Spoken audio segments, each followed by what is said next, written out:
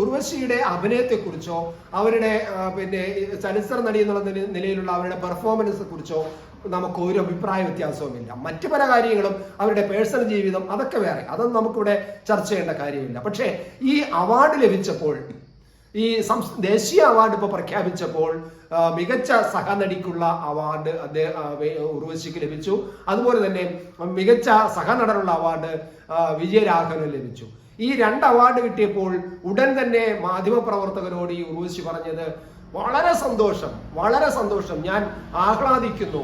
എനിക്ക് മാത്രമല്ല കുട്ടേട്ടൻ എന്ന് പറഞ്ഞാൽ വിജയരാഘവനെയാണ്, കുട്ടേട്ടനും ഈ അവാർഡ് കിട്ടിയതിൽ വളരെ സന്തോഷിക്കുന്നു. കാരണം കുട്ടേട്ടൻ ഇത് കിട്ടാൻ അവകാശപ്പെട്ടതാണ്. ഏത് റോളും മനോഹരമായി ചെയ്യുന്ന ആളാണ് കുട്ടേട്ടൻ. എനിക്ക് കിട്ടിയതിലും എനിക്ക് വളരെ സന്തോഷമുണ്ട്, ഞാൻ വളരെ ഹാപ്പിയാണ് എന്നൊക്കെയാണ് ഉർവശി പറഞ്ഞത്. 2 ദിവസം, ഒരു 3 ദിവസം കഴിഞ്ഞപ്പോൾ ഉർവശി പ്ലേറ്റ് മാറ്റിയിരിക്കുന്നു.